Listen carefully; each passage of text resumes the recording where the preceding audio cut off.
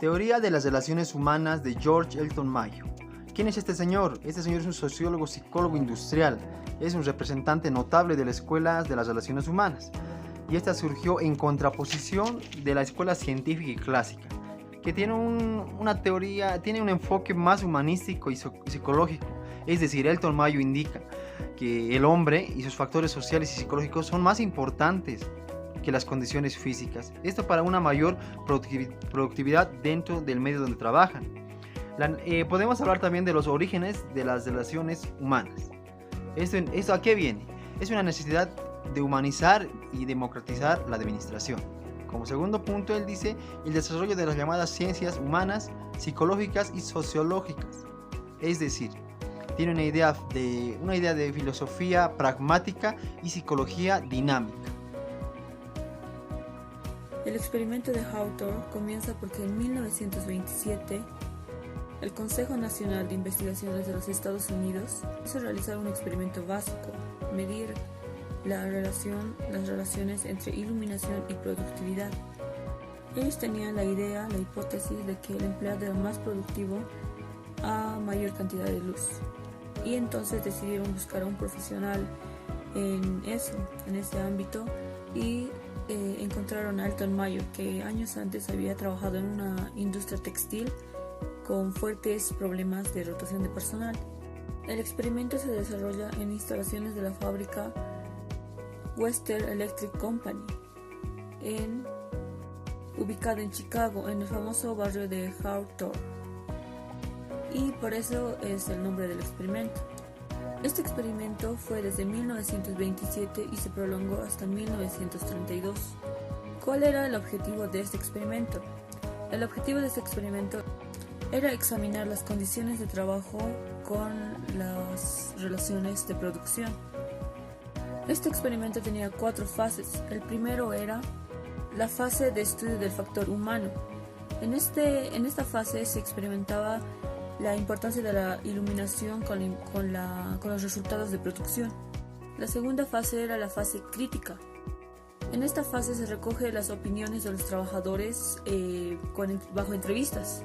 Al principio más cerradas y después fueron un poco más abiertas. La segunda fase fue la fase antropológica.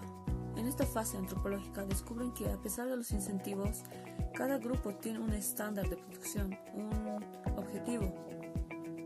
Y se descubren también que los grupos informales ayudan mucho mejorando la producción. Y por último está la fase manipulativa. El experimento de Hawthorne, liderado por Elton Mayo, sirvió mucho para darse cuenta que en una empresa o en una industria tienen que haber tanto grupos informales y no solo es la producción de mala manera. Los empleados tenemos que tener en cuenta los factores psicológicos de cada empleado. Con este experimento también Elton Mayo quería probar que si los empleados son tratados de mejor forma, en un mejor ámbito laboral, con mejores condiciones de trabajo, la producción también sería mejor. Conclusiones de la fase de estudio. 1. El factor mental no afecta en el accionar de las personas. 2. La especialización es la manera más eficiente de trabajar. 3. A las personas no les gusta ser controladas. 4. Que las personas tienen miedo a las represalias y cohíben su accionar. 5. Los individuos se apoyan en decisiones de grupo. 6. El nivel de producción es el resultado de la integración social. Entonces, terminamos señalando que Elton Mayo sentó las bases para estudiar al empleado.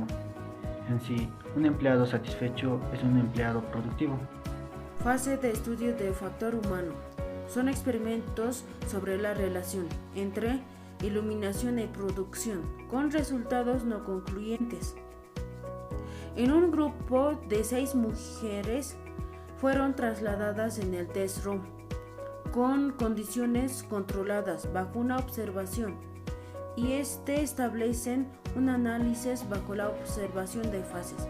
El principio es registro de producción, que tiene que tener suficiente información y examen médico.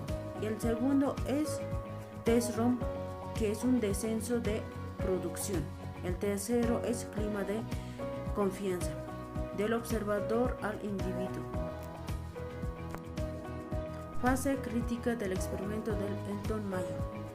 Se recogen opiniones de los trabajadores mediante entrevistas, primero cerradas y luego abiertas, con el fin de mejorar la supervisión.